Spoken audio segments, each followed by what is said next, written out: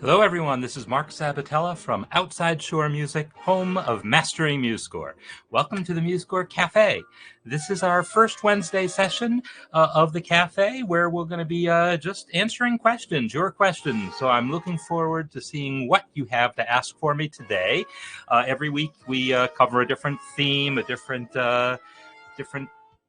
aspect of MuseScore, different whatever about how we're going to use MuseScore to create music. So again, this is our Ask Me Anything session. And so just hit me up with your questions. As you see in the note that I pinned to the top, it's really great if in the chat you can use :question.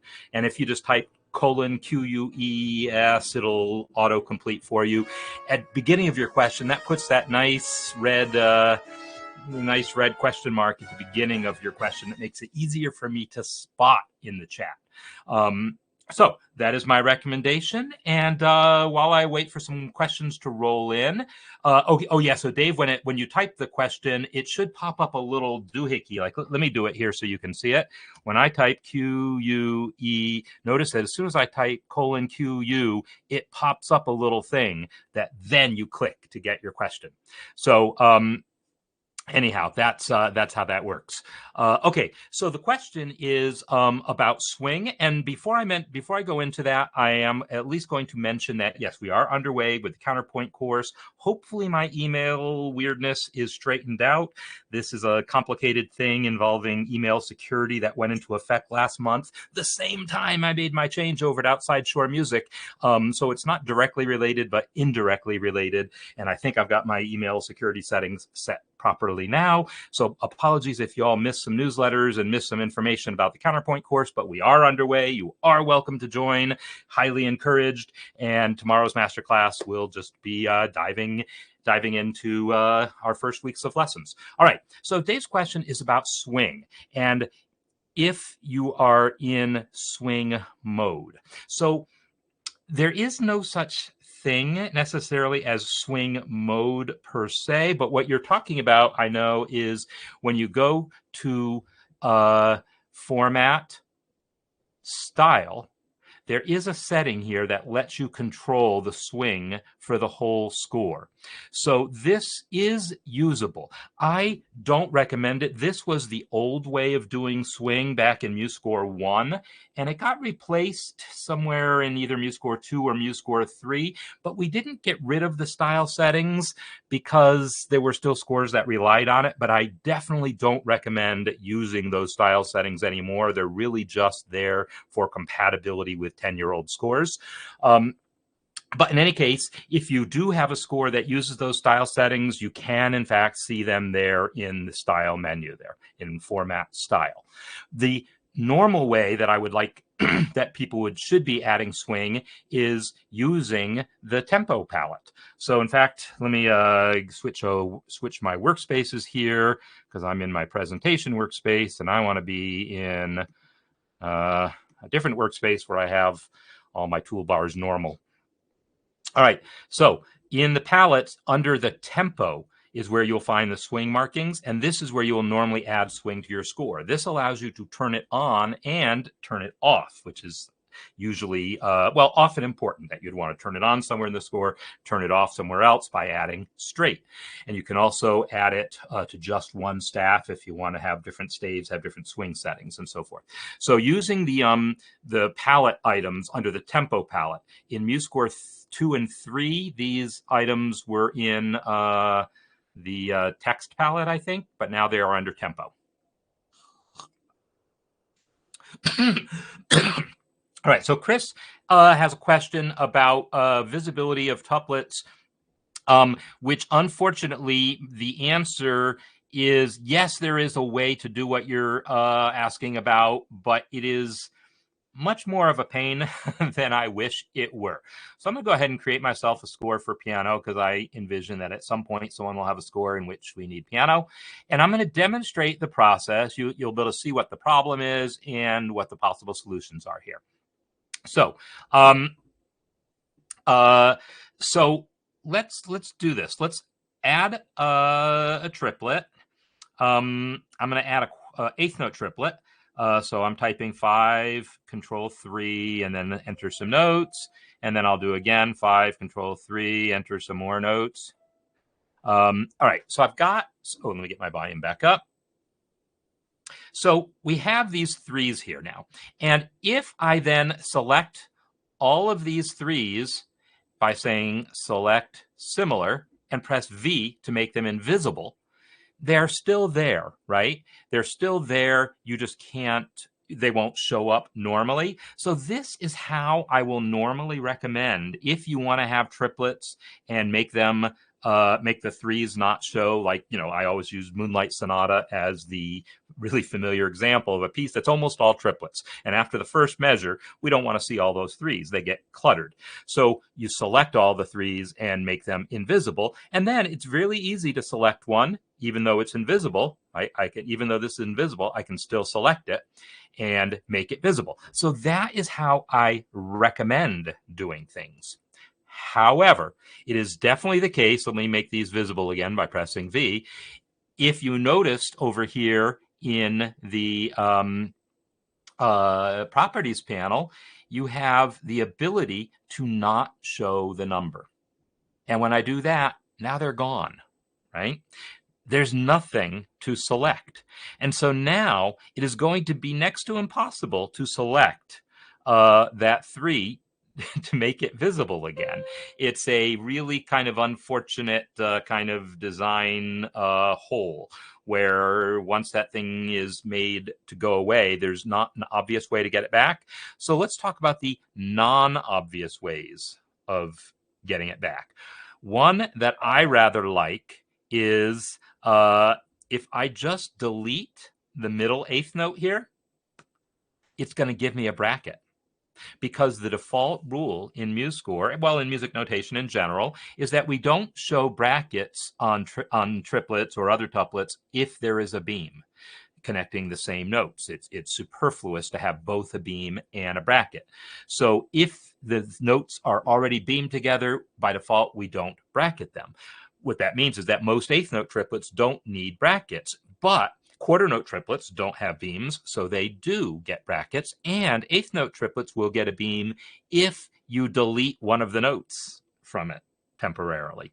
So now that I've temporarily deleted that note, I have a bracket, and now I got something I can click to get my number back, and then I can add my note back. So that is like a really silly but possible workaround, right? You can delete a note.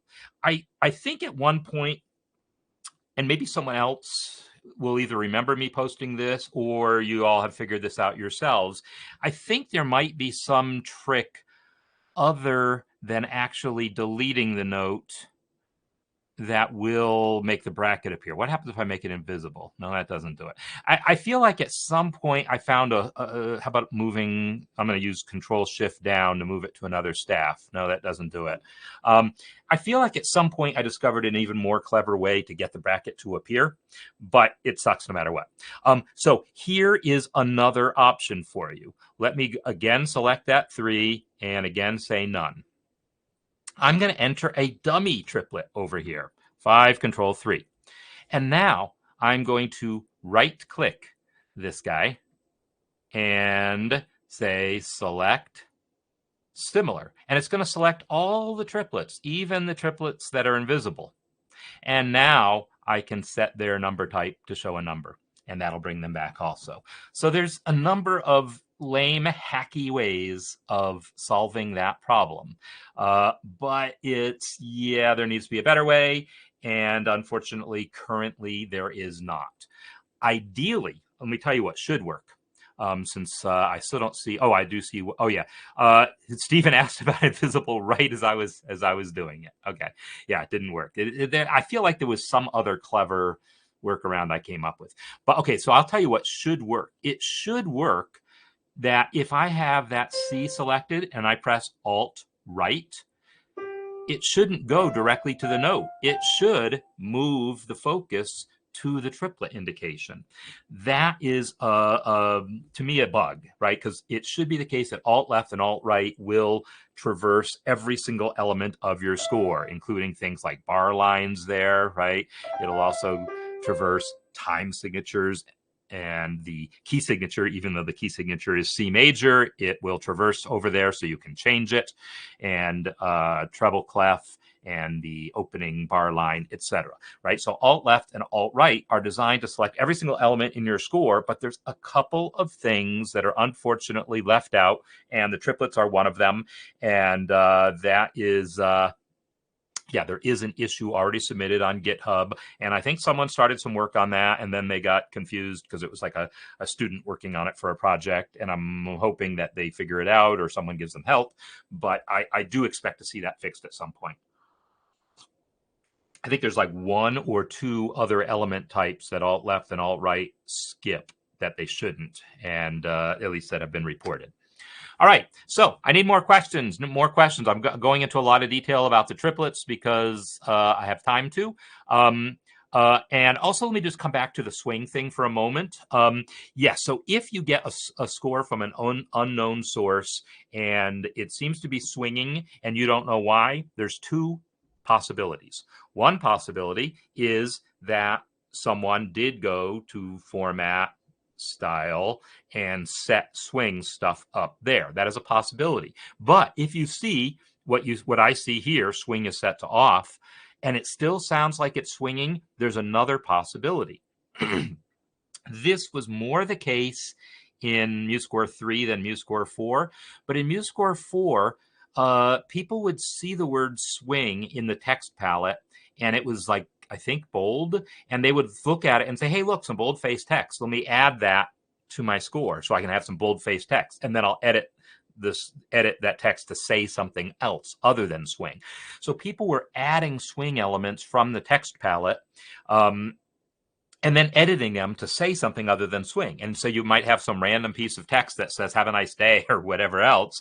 And it really is accomplishing the swing, because the swing is settings. Like if I right click this swing text here and go to System Text Properties, you'll see here is where this dialog says swing settings, and it's set to 16th note, 56% ratio, right? So this, even if I edit this text to say, instead of swing 16ths, to say whatever, waltz, or whatever else I want it to say, it's still going to have the effect of adding swing. So if you have a score that is swinging and you don't know why, first check those style settings. And if that's not the case, it's probably a text element that someone added. And so you want to go and see, well, where does it start at the beginning of the score? And if so, then check all your text at the beginning of the score. If it seems like the swing starts at measure 17, well, then look for text elements attached to measure 17 and right click them and see if any of them are in fact set to swing. So since I mentioned the thing about bold text, excuse me. Oh, not sure what's going on there, but something just like dry in my throat right now. If you want bold text, normally the way to do that is you say Control T for your text and you type in your text, but then you would come to the Properties panel and say, I want it bold. Ideally, Control B or Command B would do that as well, but there is a bug where, depending on your shortcut settings and whether you're editing the text or not, it might or might not work. So this is a known issue with the Control B or Command B shortcut.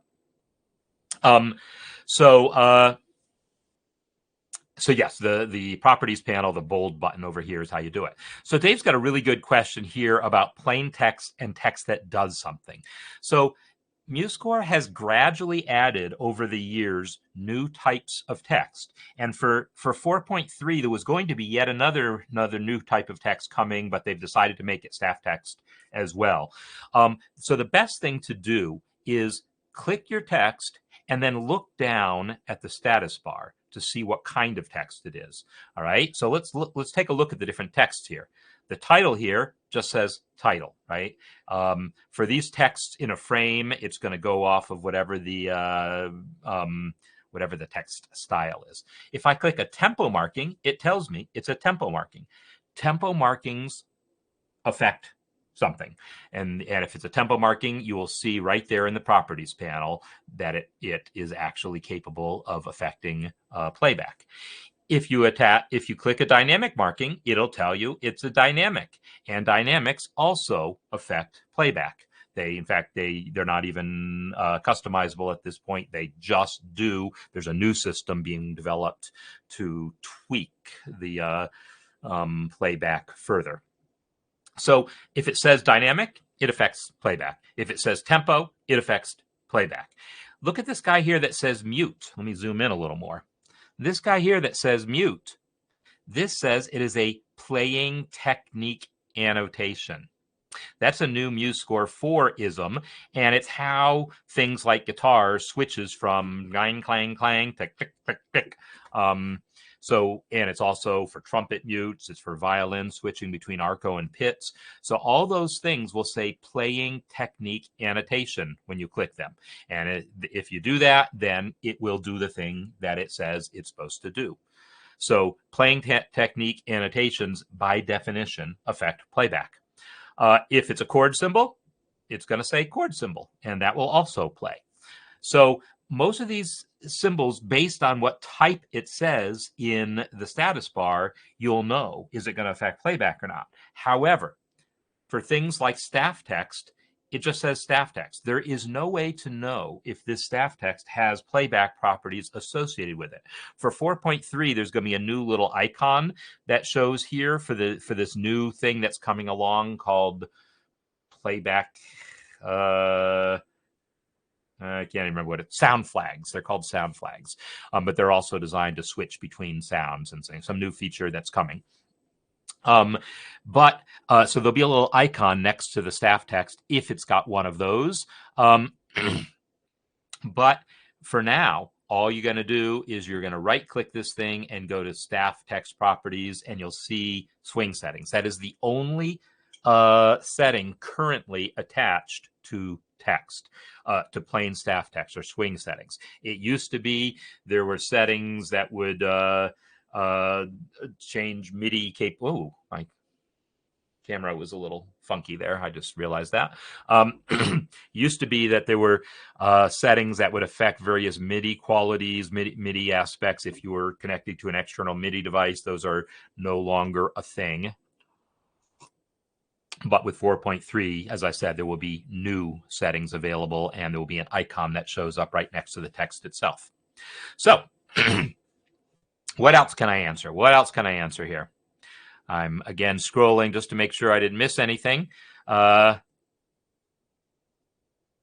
I'm talking about that issue of bold text, let me address another common confusion. So here's my text that just says text. Let me enter multiple words of text. If you just want one word, like multiple words of text, and I want words to be bold, then while you're editing the text, select just that word, and the bold icon will affect that. If you want to make the entire text item bold, you have two ways of doing it, but I'm going to tell you which is the better way. You could either, while editing the text, use Control-A to select the whole text item, and it's all highlighted like that, and then set it to bold. That is really telling MuseScore, make every single character bold individually. I'm going to recommend you don't do it that way. It will work, but it will be harder to reset later. Instead, don't actually double click the text. Don't get to the point where you have a box around it and a cursor. Just single click the text and then press bold. That says make this entire element bold. And then it's really easy to undo just by clicking that again. And there's also under format, you'll see reset text style overrides. There's all these different ways of resetting things. And it's basically better if you want to make an entire, do it by selecting the text item itself, not selecting the text within it, if that makes sense. And Walter was asking about, excuse me. Walter was asking about playback techniques, because I didn't actually show how to get them. I just showed where this one was in the score, this one called mute. They are all on the text palette. So if I go to, actually that's not true. They're not all on the text palette, because some of them are elsewhere. But you'll see on the text palette is here's mute, there's arco, there's pits, right? There's harmonics. These are all playing technique annotations. You don't need to know that that's what they're called internally. Just add the thing and it will do what it says. But what you don't want to do is add the word pits just because you like how that word looks, but you don't want it to really do pizzicato. You just want to add that word and then change the text. Don't do that. But yes, all those text items, these playing technique annotations are found here in the text palette. You can also find some in the guitar palette, like distort and overdrive. These are also playing technique annotations. So if you add those, they will also do that. But you don't do anything special to create them. You add them from the palette. All right. I am going to get to Chris Allen's second question again about this highlighted piano part. That'll take a moment. But let me first just talk about Christopher's question. So Christopher, if I'm not mistaken, you are using a screen reader, and I won't guarantee that this is going to work accessibility-wise, but let's find out. In the chat box, so you typed a bunch of question marks. Instead of actually typing the question mark, type a colon and then QU, or even just colon Q, it looks like. That pops up a dialogue that basically gives you access to the emojis. That it's basically a search. It's an emoji search. Colon and then some letters will search the emojis. So when I type colon Q, it pops up a dialog showing me all the emojis that start with the letter Q. And then in principle, I can move into that dialog box with my cursor key, hit enter, and it will enter the thing. I don't know what kind of screen reader feedback you get on it, but you can also enter emojis using the emoji icon here, that little smiley face emoji icon. And if you access that, again, using your screen reader, then that will also get you there. And so if I do that, if I press tab right now, it's moving me into the emoji world. I guess I just type tab and then, yeah, I'm not sure. Oh, I have to press it twice. And now I'm on the emoji and it pops up a whole dialogue with a search. And then I can type quests and the search and then press tab to get into the search results and then press enter. And now hopefully I have an actual question mark, and it looks like I'm going to need to press escape to close the search box. Closing the search box. Oh, it took a few tabs to get there, but it did work. Anyhow, unfortunately, maybe that's a little bit awkward, but that's fine. Just put in a bunch of question marks. I'll spot it. All right, so now I'm going to come back to Chris Allen's question about this highlighted passage here. And I'm going to guess, to be honest, I'm not sure what aspect of it you mean in particular, because I was thinking at first it looked like cross-staff notation is going on. Yeah, it is cross-staff notation. It is cross-staff notation. So what do I mean by cross-staff notation? Let's, everyone who take a look at what's going on here. This is like an arpeggio. Let me actually play it on my piano. It's some triplets, and then 16th notes, and then triplets, and then. Ooh, I hate that. Oh, that's an awkward reach. In any case, so it's one triplet. I mean, it's one line.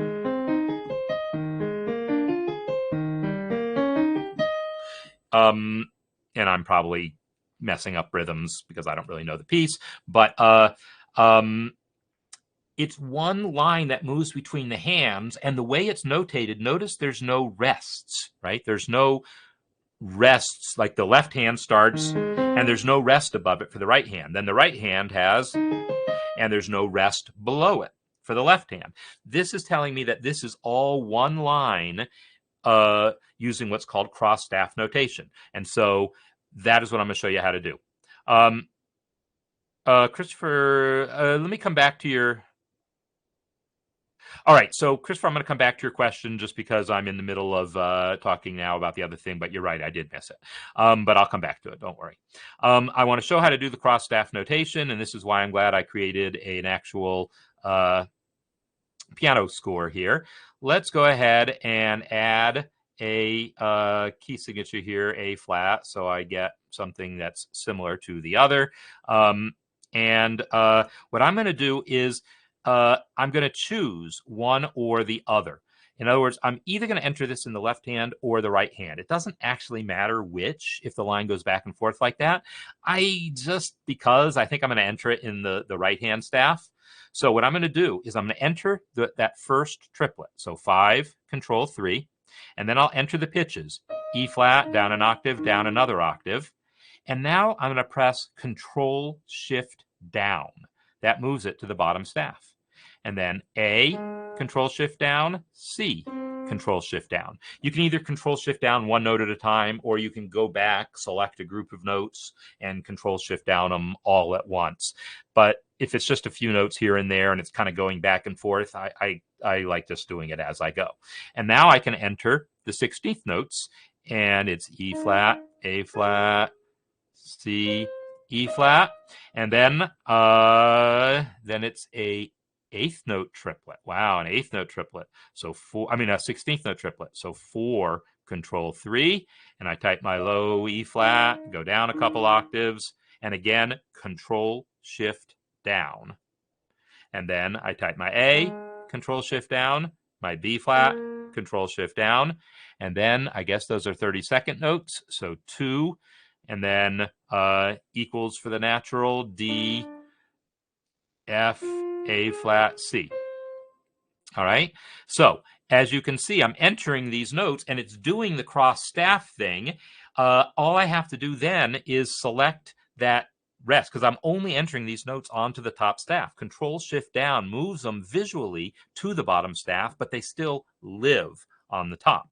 The bottom staff is still empty, musically speaking. So it still has a whole rest there that I can select and press V to hide. So in the original, there's also the beam is broken between that triplet and those 30 seconds. So I'll select that first D and then come over to the properties panel, and on the beam section of it, say I want to break beam to the left. I have a shortcut defined for that sometimes I can actually remember what it is, but I just don't do it quite often enough to remember. But I know I made it to either be control comma or control shift comma. I'm going to try control comma. That joined the beam. So I'm going to undo that. Let's try control period. Now I'm just going to whatever. It's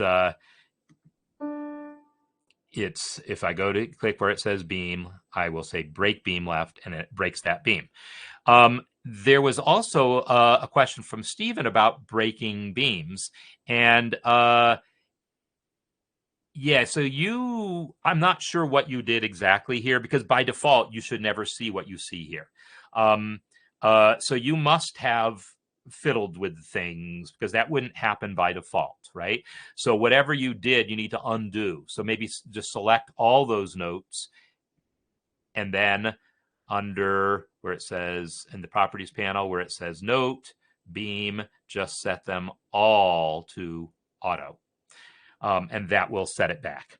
So that's probably the case. So I'm not sure what you broke, but the breaking applies note by note. You don't break the beam, you break the note, if that makes sense. In other words, don't select a beam and then try to break it, because it won't know what you're talking about.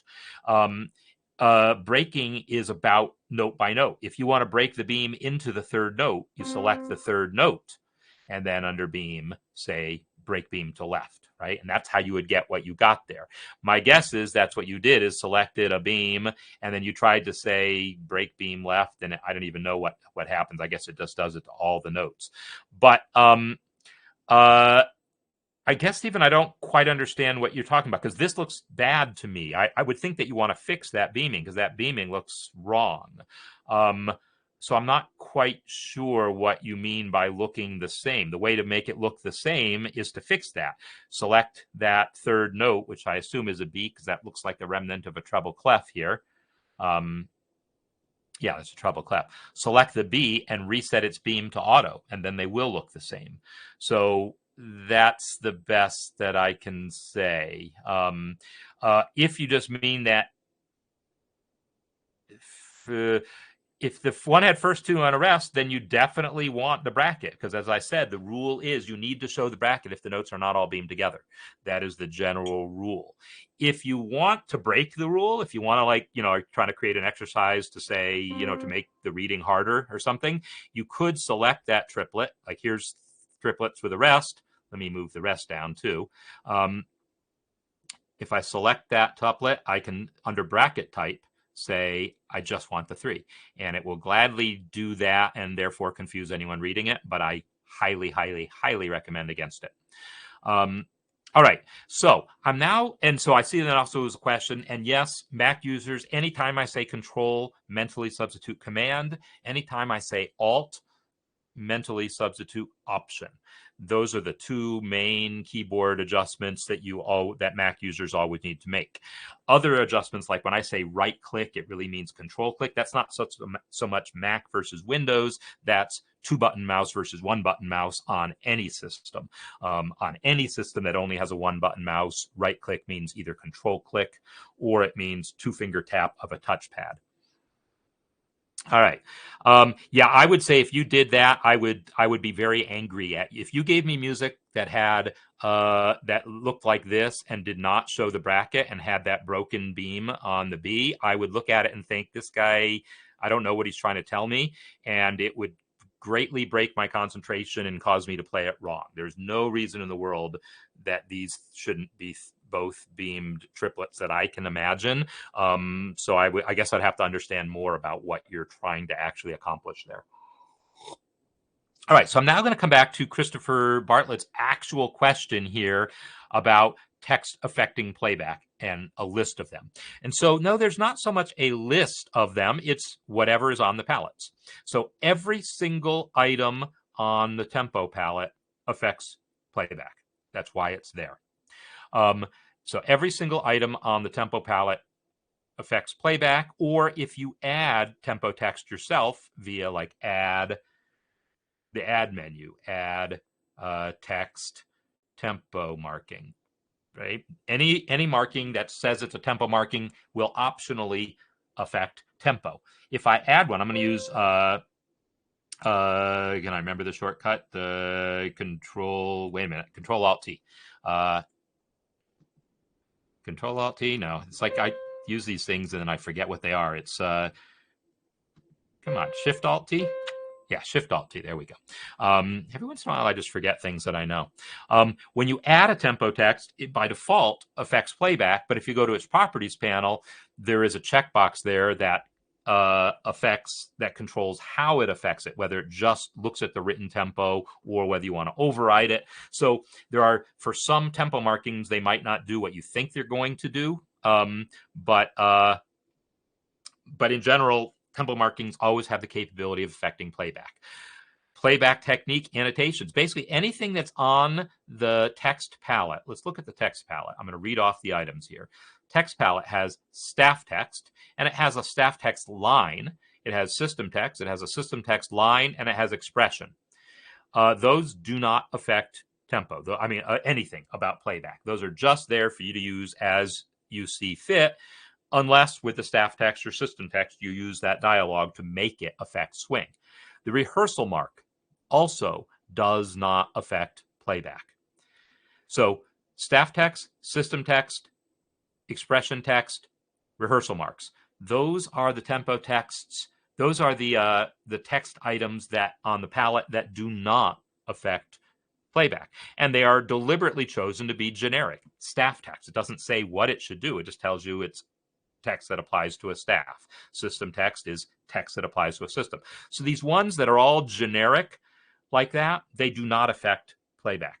Every single other element on the text palette does what it says it's going to do. Arco does arco. Distort does distortion. Change instrument does change instruments. Jazz tone does cause your guitar to adopt the jazz tone, right? Now, whether or not any given sound font supports all those, or any given instrument you apply it to supports those, that's another matter. But those are all elements, every single item on the text palette, other than those generic ones: staff text, system text, expression, and rehearsal marks.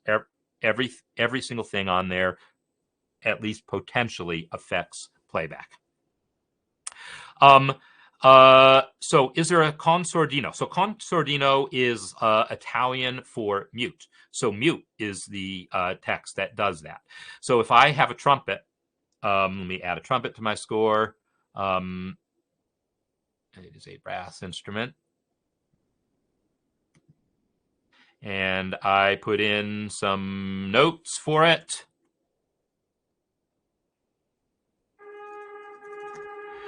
And then I select one of those notes and click where it says mute. It will, in fact, play it back muted.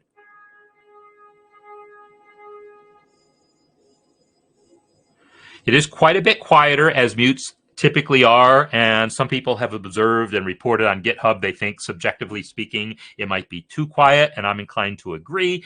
In any case, that is logged. Different sound fonts will do it differently. That's how MuseSounds does it. So it says mute. And if you look at the, when I select that marking and look at the status bar, it says playing technique annotation mute. So that is what it's actually going to do. But if you prefer it to say con sordino, you can make the text say con sordino. And you can then Control Shift or Command Shift drag that back to your text palette, unless your text palette gets like messed up, like it happens like every so often. We've all seen it, I think. Every so often you find you're not able to drag things into the palette and you don't know why, and then suddenly it works again. And so far, no one has figured out how to reproduce that. I have found that often if I toggle the palettes on and off again and then try again, it works. So I used F9 to toggle the palette on and off, and now it works. Sometimes people have found, well, just close the score and reopen it, but whatever it takes, eventually you can add that back into your palette. And so that's what I have done there. And now my things are in the wrong order, and I don't like that. So I'm going to close that palette and reopen it. And then I have a little trick, okay? So this is one of my silly things. I'm used to those things being in their default order: palettes, then instruments, and then properties. So what I'll do is close them all, F9, F8, and F7, but you have to add them back in the right order. To add them back in the right order, it's F9, F7, F8. That is the order to add them back in to get them lined up the way they normally are by default. And here's another not really Mac difference, but something that Mac users typically need to know about. On some keyboards, F7 just does F7. On some keyboards, though, you need to press FN to make the F7 key do F7, because otherwise it might be a volume control or something else like that. That's, again, not a Mac versus Windows system. It's how the keyboard was set up internally, but Mac keyboards are typically set up internally to require FN. Windows keyboards can go either way, and usually there's an option somewhere in the settings to control that. So that's the thing. And Dave's, to answer more of Dave's question, if you look in the text palette under more, you'll see other symbols here. So there's detaché, martelle, coligno, sol ponticello. I'm trying to pronounce these, relatively well. Sol tasto, vibrato. I don't see flautando on there. So what that tells me is there is no built-in playback support for it. Or otherwise, they would have put the marking on there, probably. That's not to say there won't eventually be in MuseSounds. If some particular sound font that you use has support for it, probably it's executed by, like if you're using a VST that supports different techniques like that, usually it's done by key switches, and there's a whole complicated system for entering key switches. That's I have a whole video on that somewhere, and that's a whole separate topic, so I'm not going to try to get into that right now. But yes, so you can certainly enter flautando as staff text and then figure out what your particular sound font or VST might need to enable it. With MuseScore 4.3, it's possible the sound flag thing will enable it. If it's in there in MuseSound somewhere, we haven't gotten to see the sound flag stuff yet. I can see it working, but it doesn't have any effect because they haven't released the updated MuseSounds and MuseSampler. All right, Joanne is asking about cheat sheet.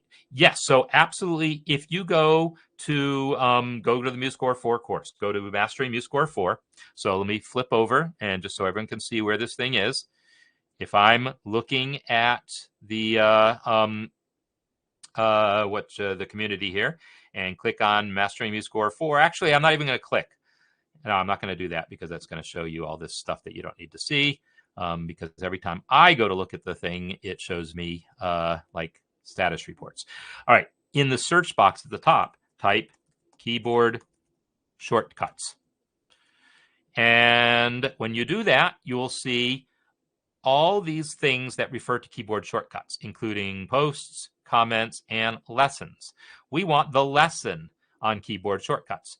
So what you'll see is that there are a couple different things here. There's one that says keyboard shortcuts, and there's one that says keyboard shortcuts with a little race car on it, and there's another one that says default keyboard shortcuts, right? So there's several different things about shortcuts, and that is true because I have those shortcuts posted in several places, and there's several different versions of the shortcuts.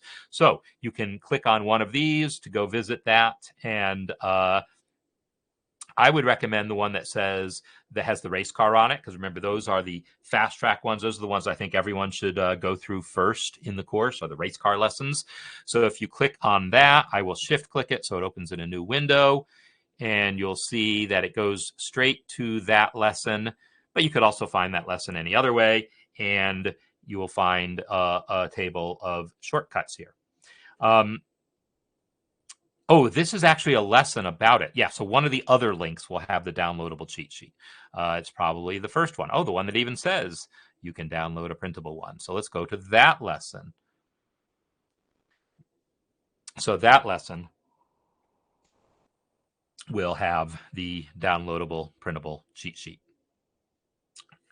And these are, they were last updated a few months ago, and nothing new has been added, changed since then. So that should be perfectly good. All right. How to highlight the bar yellow as Chris's. So I'm sure that what Chris did wasn't, well, actually, I'm not sure of anything, but that was a PDF, right? That wasn't done in MuseScore. That looks like he did that using a PDF editor. But let's go ahead and talk about how we might try to do that in MuseScore, because we kind of can. It's well, let me show you the process. What I'm going to do is I'm going to select a measure, and I'm going to go to the lines palette. And the lines palette isn't here by default, but I did notice if I go to add palettes, I can click lines. I have a workspace in which I've already added the palettes, but I'm not in all the palettes, but I'm not in that workspace here because I always want to make sure I demonstrate what it looks like by default. So by default, you would have to add the lines palette yourself to get it. Or you could go to view master palette, and there you will also find the lines palette. And for some reason, I just don't think to do that, even though I should. In any case, on the lines palette, I'm going to, again, select that measure because I lost that. And I'm just going to add this plain line here, all right? I'm going to select that line. And then in the properties panel, I'm going to do a couple things. Under appearance, I'm going to set its color to yellow. In fact, you can set custom colors in here also, but I've got it set to yellow. And now I'm also going to set its size. So let's, ooh, yeah, that's yellow. I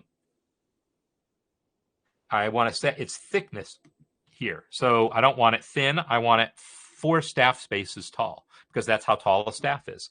When I set it now to 4 staff spaces tall, I got myself a yellow line. And if I try positioning this over the staff, you'll see it blots out the staff. So I don't want that. I want to go back again to the properties panel, and this time under appearance, I want to send it to the back so that the music shows through. All right, so now it's a yellow background. I am now going to do another little trick that I recommend. I'm going to reset that thing back above the staff, because if you've taken an element that you've dragged out of position and then you add it to the palettes, it messes up the palette display, or potentially messes up the palette display. I find it more more better to do it this way. So with the element back in its default position, I'm going to Control Shift drag it to the palette. And again, I see that the palette is going to be finicky. And so I'm again going to try my trick of closing it and reopening it. And will that let me drag into it? Yes, it does. And so now I have my text line. Notice it's not showing up yellow. However, if I select another measure and click the thing, it is in fact yellow. So once you have created one of these 4 staff spaces tall yellow lines, you can then add it back to your palette and reuse it as often as you want. So I have a palette in my own personal workspace where I've already set things like that up. All right. So Dave is asking about other ways of changing articulations by other methods. And yes, that is what this sound flags thing that's coming in 4.3 is designed to be. In 4.3, it's only going to support Muse sounds, and it's only going to have its built-in things. But the idea is that it is eventually going to be customizable to allow you to send CC messages, send key switches, do all sorts of different things. So the mechanism is coming in 4.3, and it will work right out of the box with Muse sounds. And so it's going to allow things like changing between like hard mallets and soft mallets for vibraphone and stuff like that. But the mechanism will then be in place to allow it to be extended to let you customize its behavior in future releases. So let's see. I want to make sure I didn't miss something else, but I think I didn't. So I just see these recent questions. Dave's asking about a circle thing. Chris asking about repeating the tempo marking. Okay. So Chris, there's an easy answer to your question, and that is yes, if you use the template. So if when you create your score, let's go ahead and do this. If when I create a score, I want to choose one of the choral templates, then it knows to do this. When I say create from template, go to choral, I'll pick SATB plus piano. And now if I add a tempo marking with Shift-Alt-T, you'll notice it added it in both places. It, by default, when you add tempo markings on a choral score created using the template, it gets added in both places. This also happens for all the orchestra scores. It automatically gets added above the strings. I don't think any other templates have that built in, but it is built into those two. And so then if you want to add, additional instruments, you can take that template as your starting point and work with it from there. So if you use one of those templates, it works. If you created a score not using those templates, there isn't a supported way of saying, hey, I want this staff to have tempo markings on it. However, if you want to hack your file, if you open that MSCZ file, like a MuseScore score, like save the score, it's an MSCZ file. If you open that in a zip editor, you'll see there's an MSCX file within it. Open that in a text editor, and you can edit the thing. And if you go to the support forum on musescore.org, someone will lead you through it. But yeah, it's hackery. It's eventually there will be a supported way of just saying, hey, I want this staff to have the tempo markings on it. And it's not just tempo. It'll also be voltas, pretty much anything else that repeat markings, codas and so forth. Pretty much anything that normally is top staff only will get repeated. So just know that the choral staves and the orchestral staves do that. They give it to you for free. Yes, and Stephen is absolutely right about the nice list. It's not a nice printable list, but it's a nice list nonetheless in the handbook links here. So that's right here. So if I click this guy, it'll take me over this, and this list here is really nice to look at. It's divided up into columns that shows the Mac OS equivalents, in which mostly it's just replacing Control with Command and Alt with Option. But there was like one or two other things that were different in some other way, and so we put those there also. But yeah, it is nicely formatted. It's just not printable. I mean, you could print it. It's just not like designed like the other one is designed, so that when you print this, When you print this PDF of this here, it will be 2 sides of one piece of paper very nicely. Okay, so let's come back to questions. And so Dave had asked about putting a circle around elements. And yeah, okay, so I don't have a great answer for you, Dave. I've got a couple not great answers that you can then use, take your choice of. One reasonable answer. I'm going to try this right now. We're going to see.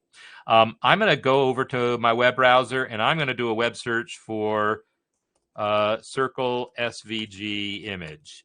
I want an SVG image. Here's a circle. Let's select that thing and let's just. Oh, that looks. I want it to be totally transparent.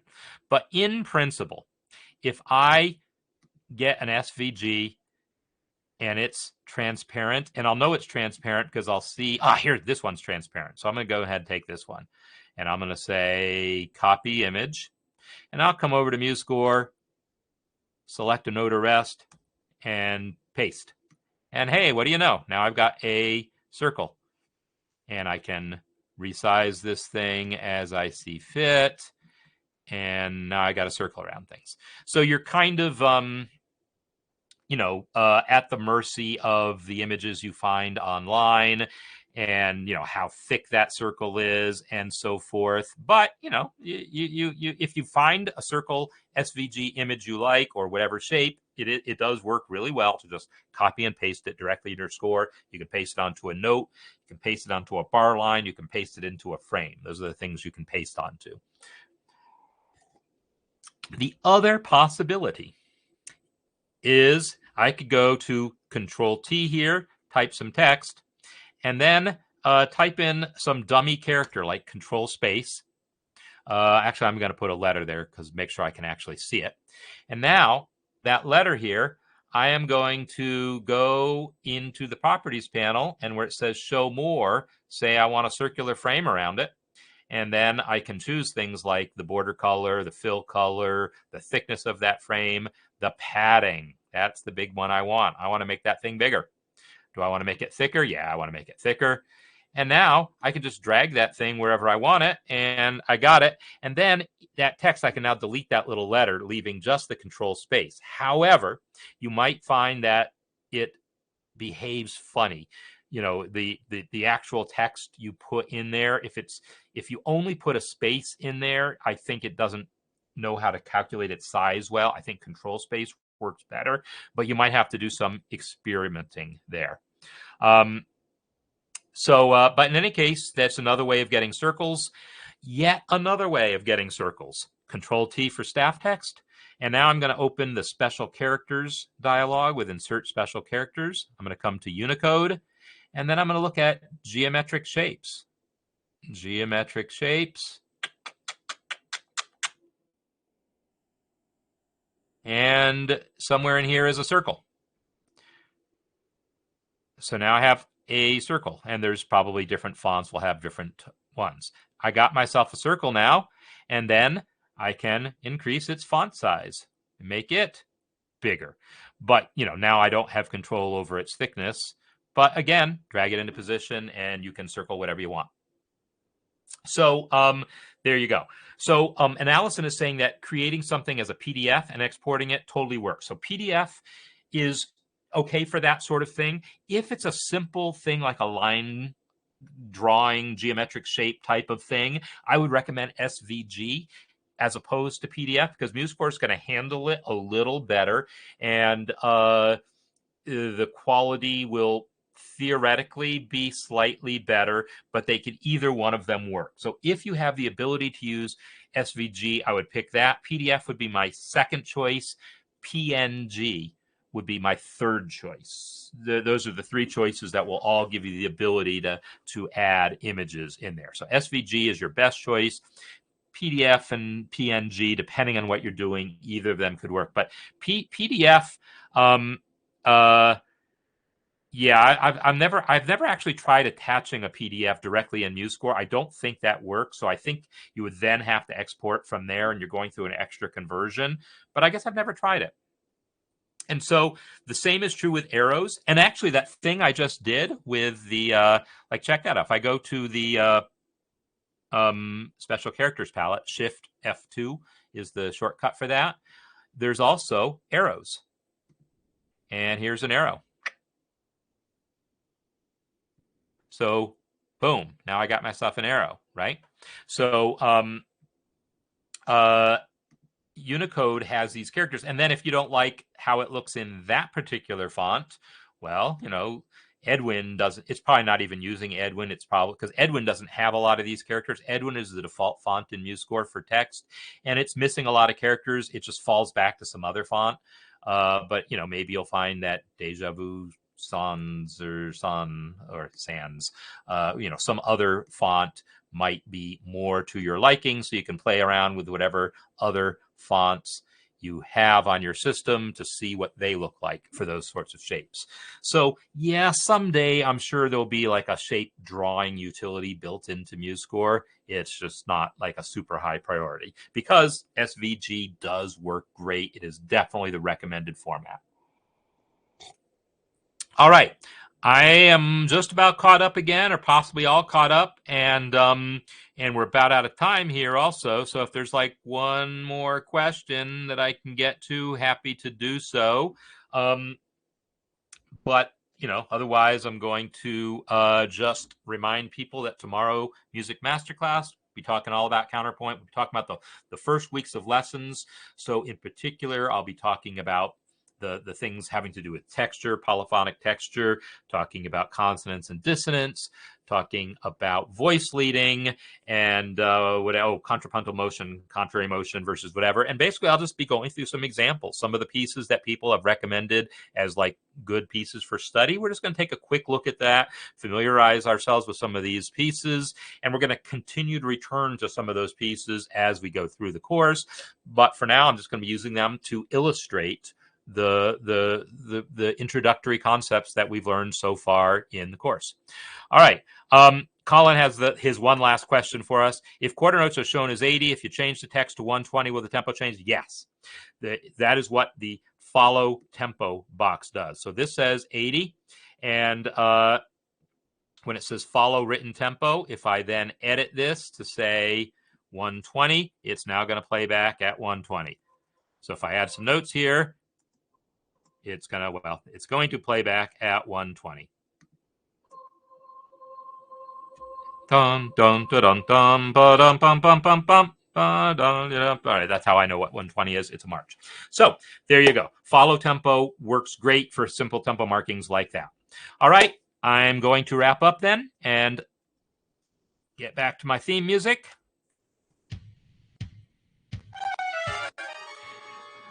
So thanks everyone for the questions. It was really great to cover like all these sort of different topics, all these different kind of unrelated aspects of things. Got to go deep into a couple of them with all the follow-up questions. I really enjoyed doing these sessions because we get to explore things that are important to you and are things that maybe I wouldn't have thought to talk about otherwise. So I think hopefully it's great for all of us that I do these sessions.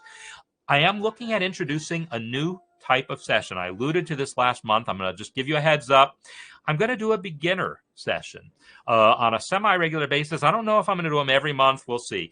But they're going to be a session specifically where I go over the basics and just go through real basic things for newcomers to MuseScore.